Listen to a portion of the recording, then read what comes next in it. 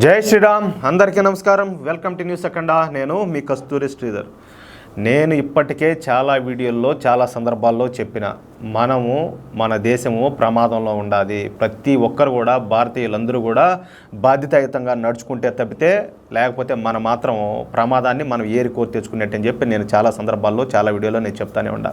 ఒకటి, మన దేశానికి వ్యతిరేకంగా పాకిస్తాన్ కావచ్చు, చైనా కావచ్చు, ఇప్పుడు బంగ్లాదేశ్ కావచ్చు, అమెరికా కావచ్చు, చాలా దేశాలు ఏంటంటే ఏ స్థాయిలో కుట్రలు పన్నుతున్నాయో మనం మాట్లాడుకుంటూనే ఉన్నాం. ఇప్పుడు అమెరికాకు సంబంధించిన ఒక దరిద్రపు నీచమైన ఒక కుట్రను ఒకటి నేను ఇప్పుడు మీకు తెలియజెప్పే ప్రయత్నం చేస్తా. దయచేసి ప్రతి ఒక్కరు కూడా వీడియోని స్కిప్పులు కొట్టకుండా జాగ్రత్తగా చూడాలని కోరుకుంటా ఉన్నా. భారత ప్రభుత్వం మీద అమెరికా కుట్ర పన్నుతున్న విషయం ఇప్పుడు ఒకటి వెలుగులోకి వచ్చింది. బంగ్లాదేశ్లో మాదిరిగానే భారతదేశంలో కూడా అశాంతిని నెలకొల్పేందుకు అమెరికా ప్రయత్నిస్తూ ఉన్నట్టు మనకు స్పష్టంగా తెలుస్తుంది. ఇందుకోసం ఈ వక్ఫ్ బోర్డు అమెండ్మెంట్ బిల్లును పావుగా అంటే దీన్ని ఒక బూచిగా వాడుకోవాలని చెప్పేసి అమెరికా అయితే భావిస్తుందంట. అంటే ఏంటి, దీన్ని అడ్డం పెట్టుకొని బంగ్లాదేశ్లో ఏం మార్చేసినారో అదే మాదిర భారతదేశంలో కూడా అదే మార్చేయాల. ఈ విషయాన్ని ఇప్పుడు స్పుత్నిక్ మీడియా సంస్థ వెలుగులోకి తీసుకొచ్చింది. ఇది వచ్చేసి రష్యాకు సంబంధించింది. ఇప్పుడు రష్యా మీద ఏంటంటే అమెరికా కన్ను ఉంటుంది, అమెరికా మీద వచ్చేసి రష్యా కన్ను ఉంటుంది. కానీ రష్యా మనకు మిత్రదేశం కాబట్టి ఈ సమాచారాన్ని కొంత మనకు అందించిందనమాట. ఇంటెలిజెన్స్ ఉంటుంది కదా, ఆ ఇంటెలిజెన్స్ ద్వారా. అసలు విషయం లేకొస్తే పోయిన నెలలో ప్రధాని మోడీ గారు రష్యా పర్యటనకు వెళ్ళిన సంగతి మనకు అందరికీ తెలిసిందే. అయితే సరిగ్గా అమెరికాలో నాటో కూటమి సమావేశం జరిగే సమయంలోనే ప్రధాని మోడీ గారు రష్యా పర్యటనకు వెళ్ళడం ఇది యాదృచ్ఛికంగా జరిగిందనమాట. అయితే అప్పటి నుంచి అక్కడికి మోడీ గారు వెళ్ళడం ఈ అమెరికాకి ఇష్టం లే. దీనికి సంబంధించి వీడియోలో మనం గతంలో కూడా మనం చెప్పుకున్నాం. అయినప్పటికీ ఏంటంటే మన దేశ అవసరాల దృష్ట్యా దౌత్యపరమైన కొన్ని సంబంధాల దృష్ట్యా మోడీ గారు ఏంటంటే అమెరికాను కూడా కాదని చెప్పేసి రష్యా విజిట్కి అయితే పోయినాడు. ఆపడానికి అమెరికా పెద్ద ఎత్తున ప్రయత్నం చేసింది. అప్పటి నుంచి ఏంటంటే అమెరికా భారత ప్రధాని మోడీపై ఏంటంటే కక్ష పెంచుకునింది. ఈ అమెరికా ఏంటంటే ఆగ్రహాన్ని ఇప్పటికే మీడియా సమావేశాల్లో 2 సార్లు ఆ కసిని అయితే ఎల్లబోసింది. సరే, మొన్న ఈ మధ్య కూడా బంగ్లాదేశ్ ప్రభుత్వాన్ని అమెరికా పాకిస్తాన్ సాయంతో విజయవంతంగా కూల్చేసిన సంగతి మనకు అందరికీ తెలిసిందే. ఏంటంటే ఆడ పాకిస్తాను, అమెరికా, చైనా వీళ్ళందరూ హస్తం ఉండదు అక్కడ. అదేం ఊరికేం జరగాల బంగ్లాదేశ్లో. ఇక అదే ఊపులో భారత్లో కూడా అశాంతి రాజేయాలని చెప్పేసి, అంటే ఇక్కడ భారతదేశంలో కూడా అదే మరి మంటలు పెట్టాలని, తద్వారా ఏంటంటే మోడీ ప్రభుత్వాన్ని కూల్చేయాలని చెప్పేసి అమెరికా ప్రయత్నిస్తున్న విషయం ఇప్పుడు బయటకు వచ్చింది. జెన్నిఫర్ లార్సన్ ఈవిడ కౌన్సిల్ జనరల్ అన్నమాట. భారత్లోని అమెరికా మిషన్కు ఈవిడ గారే హెడ్. అయితే గత కొంతకాలంగా ఈ జెన్నిఫర్ లార్సన్ భారతదేశంలోని ప్రతిపక్ష నాయకులను అందరినీ కూడా కలుస్తూ ఉంది. అది కూడా ఏంటంటే రహస్యంగా కలుస్తుంది. అయితే ఈ విషయాన్ని మొదటి నుంచి మన కేంద్ర నిఘా ఏజెన్సీలు కనిపెడతానే ఉన్నాయి.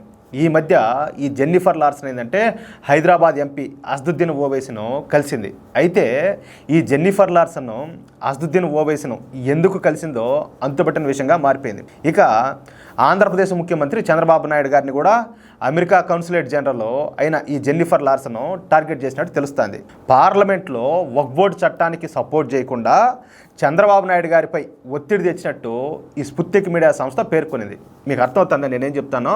అంటే దేశంలో ఒక మంట రాజేసేదానికి, ఆ మంట మండిచ్చి వాళ్ళు సలిగాంచుకునేదానికి అమెరికా ఏ స్థాయిలో మన తెర వెనక ఏ విధంగా ప్రయత్నం చేస్తుందో దీన్ని బట్టి మీరు అర్థం చేసుకోవచ్చు. అసలు అసదుద్దీన్ ఓవైసీను కలిసే అంత అవసరమే ఉండదు వీళ్లకు. ఒకసారి మీరు ఆలోచించండి. అది కూడా ఈ టైంలో ఒకవైపున ఏంటంటే బంగ్లాదేశ్లో మంటలు చెలరేగుతూ ఉన్నాయి. హిందువులందరినీ కూడా నరమేతంతో ఊచకోతలకు వస్తూ ఉన్నారు. ఎంతోమంది ఆడబిడ్డలను అయితే అత్యాచారాలు చేసి కిరాతకంగా చంపుతూ ఉన్నారు. ఈ సమయంలో మనకందరికీ తెలిసిందే వక్ఫ్ బోర్డుకు సంబంధించి సవరణలు చేయాలని చెప్పేసి ఇప్పుడు కేంద్ర ప్రభుత్వం దాన్ని బిల్లు ప్రవేశపెట్టింది. దాన్ని వ్యతిరేకించినారు. అయితే దాని మీద ఒక కమిటీ వేసినారు. ఇదంతా జరుగుతూ ఉంది. ఈ క్రమంలో ఏంటంటే ఈ వక్ఫ్ బోర్డును దీన్ని బూచిగా చూపించి, దీన్ని సాకుగా చూపించి ఇప్పుడు భారతదేశంలో కూడా బంగ్లాదేశ్లో లాగా చేయాలని చెప్పేసి ఏ స్థాయిలో ప్రయత్నం జరుగుతుందో మీరందరూ ఒకసారి ఆలోచించండి. ఇంకొక విషయం ఏంటంటే ఇప్పుడు సంకీర్ణ ప్రభుత్వం నడుస్తుంది భారతదేశంలో. ఈ సంకీర్ణ ప్రభుత్వానికి స్ట్రాంగ్ పిల్లర్స్ లాగా పనిచేస్తుంది ఎవరంటే మన ఆంధ్రప్రదేశ్కు సంబంధించినటువంటి టీడీపీ అధినేత నారా చంద్రబాబు నాయుడు గారు, బీహార్కి సంబంధించిన నితీష్, వీళ్ళిద్దరూ కూడా పెద్ద ఎత్తున సపోర్ట్గా ఉన్నారు. అలాంటిది ఇప్పుడు చంద్రబాబు నాయుడు గారిని ఏదో ఒక విధంగా కాంగ్రెస్ సపోర్ట్ చేయాలని చెప్పేసి పెద్ద ఎత్తున ఆయన మీద ఒత్తిడి తీసుకొస్తా ఉన్నట్టు మనకు అర్థమవుతుంది. అలాగే ఏంటంటే ఈ వక్ఫ్ బోర్డుకు వ్యతిరేకంగా పనిచేయాలని చెప్పి కూడా వాళ్ళు ఒత్తిడి తీసుకొస్తా ఉన్నారంట. మీకు గుర్తుందో లేదో కానీ ఈ వక్ఫ్ బోర్డుకు ఈ నిర్ణయానికి వ్యతిరేకంగా ఇక్కడ ఉన్నటువంటి వైఎస్ఆర్సీపీ ఎవరు ఈ జగన్ పార్టీకి సంబంధించిన ఎంపీలందరూ కూడా దానికి వ్యతిరేకంగా ఓట్లు వేసినారు. వీళ్ళందరూ కూడా దాన్ని ఖండించినారు. నేను మళ్ళా ఇంకోసారి చెప్తున్నా, వక్ఫ్ బోర్డు అంటే ఏంది, అసలు వక్ఫ్ బోర్డుకి ఏం సంబంధం? నిన్న కర్ణాటక సంబంధించి చాముండేశ్వరి దేవాలయాన్ని అక్కడ ఉన్నటువంటి కాంగ్రెస్ ప్రభుత్వం, అది రాజవంశానికి సంబంధించిన ఆస్తి, అది 1971లోనే దానికి సంబంధించి ఆధారాలు కూడా అప్పటి కేంద్ర ప్రభుత్వానికి సబ్మిట్ చేశారు. వాళ్ళు దాని మీద ఆమోద ముద్ర కూడా వేశారు. అయినప్పటికీ ఏంటంటే బలవంతంగా ఈ కాంగ్రెస్ ప్రభుత్వం ఈ చాముండేశ్వరి దేవాలయాన్ని, దాని అనుబంధ ఆలయాలను, అలాగే ఆస్తులన్నింటిలో కూడా లాక్కోవాలని చెప్పేసి ప్రయత్నం చేస్తుంది. అంటే ఏంది? దౌర్జన్యం. అదేవిధంగా ఏంటంటే ఈ వక్ఫ్ బోర్డు కూడా, ఇదిగో ఈ స్థలం నాది అంటే అది ఇంక వాళ్ళదే. మళ్ళా నువ్వు కోర్టుకు పోయినా కూడా చెల్లదు. నువ్వు పోయి మళ్ళీ ఆ వక్ఫ్ వాళ్ళనే మళ్ళీ వాళ్ళను ప్రాధేయపడాలా. ఎవడైతే దోచుకుంటాడు వాడు నేను కనికరిస్తాడా? లేదు. అలాంటి చట్టానికి వీళ్ళు ఎవరు, ఈ వైఎస్ఆర్సీపీ వాళ్ళు దానికి సపోర్ట్ చేయడం ఏది? అది తప్పు, అది అన్యాయము, ఇది ఒక మతాన్ని అడ్డుకోవడమే అన్నట్టు. సిగ్గుండాలనా లేదా ఒక రోజైనా కూడా మనకు? ఆలోచించండి ప్రతి ఒక్కరు కూడా. అయితే ఇంకొకటి ఏంటంటే, ఈ విషయంలో చంద్రబాబు నాయుడు గారి మీద ఒత్తిడి తెచ్చేందుకు ఆంధ్రాలో ఈ బాపిస్ట్ చర్చ్ అని ఏదో ఉంటుంది, వీళ్ళకి సంఘం అయినా ఉంటుంది అన్నమాట ఒకటి. వాళ్ళని ఉపయోగించుకొని ఎవరు, ఈ జెన్నిఫర్ లార్సన్ ఆయన అడ్డపెట్టుకొని చంద్రబాబు నాయుడు గారి మీద ఒత్తిడి తేవాలని చెప్పేసి ఈ విధంగా కూడా ప్రయత్నం చేసింది. చూడండి, అంటే ఒక పద్మవ్యూహం అన్నట్టు భారతదేశాన్ని ఏంటంటే అదేంటంటారు అష్టదిగ్బంధనం చేసినట్టు ఆ మాదిరిగా అన్ని విధాలుగా బ్లాక్ చేసి భారత్లో అయితే బంగ్లాదేశ్ లాగా తయారు చేయాలనుకుంటున్నారు. ఇంకా ఎంత దారుణం జరుగుతుందో మనం వెనక ఒకసారి ప్రతి ఒక్కరు కూడా ఆలోచించుకోవాలా. అంటే వక్ఫ్ బోర్డు బిల్లుకు వ్యతిరేకంగా చంద్రబాబు నాయుడు ఎంపీల చేత ఓటు ఇచ్చి తద్వారా పార్లమెంట్లో అవిశ్వాస తీర్మానం పెట్టాలన్నది ఈ అమెరికన్ ఆలోచనగా మనకు స్పష్టంగా కనపడుతుంది. అందుకే అపోజిషన్ పార్టీల నాయకులతో ఒక్కొక్కరిగా ఈ జెన్నిఫర్ లార్సన్ సమావేశాలు జరుపుతా ఉన్నట్టు మనకు స్పష్టంగా తెలుస్తుంది. అయితే ఇప్పుడు ఈ విషయం బయటకు రావడంతో ఇక ఇప్పుడు అమెరికా మరొక గేమ్ ప్లాన్ను స్టార్ట్ చేయొచ్చు. అదయ్యా విషయమా? అమెరికా మన తెర వెనుక మన దేశానికి వ్యతిరేకంగా, నరేంద్ర మోడీ గారికి వ్యతిరేకంగా, ఇప్పుడున్నటువంటి భాజపా సర్కార్కి వ్యతిరేకంగా ఇంత పెద్ద ఎత్తున అయితే కుట్రలు బన్నుతుంది. మనం అర్థం చేసుకోవాలా. మనం అర్థం చేసుకోకపోతే మొదట ఏంటంటే మనలో మార్పు రాకపోతే ఇంకంతే, ఎంత చెప్పినా ఎంత మొత్తుకున్నా కూడా వేస్టే. చాలామంది చెప్తా ఉన్నారు ఏమనంటే, అన్న మీరు ఎందుకు ఆ ఊరికే అంతా మీకు కంఠశోష, మీరు అరిసరిసి మీకు గొంతు పోవాల్సిందేనో, వీళ్ళంతా ఈ సెక్యులర్స్ అన్న అసలు మారరు అని చెప్పి చాలామంది కామెంట్లు పెడుతున్నారు.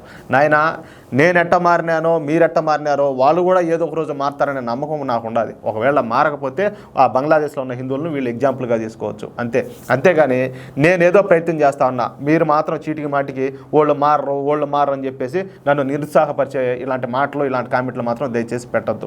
అది విషయం. అయితే మీ యొక్క అమూల్యమైన అభిప్రాయాలను మాత్రమే కామెంట్ రూపంలో, అది కూడా పాజిటివ్ కామెంట్లు పెట్టాలని చెప్పేసి నేను ఆశిస్తా ఉన్నాను. ఎందుకంటే నన్ను చూసి, మిమ్మల్ని చూసి ఇంకొక 10 మందిలో మార్పు రావాలి. అది విషయం. అలాగే ఈ వీడియో నచ్చితే లైక్ చేయడంతో పాటు మీకు ఎంతమందికి వీలైతే అంతమందికి షేర్ చేయండి. అలాగే ఇంతవరకు ఎవరైనా కూడా మన ఛానల్ సబ్స్క్రైబ్ చేసుకోకపోతే దయచేసి ప్రతి ఒక్కరు కూడా మన ఛానల్ సబ్స్క్రైబ్ చేసుకోండి. ప్లీజ్ సపోర్ట్ చేయండి. జై శ్రీరామ్.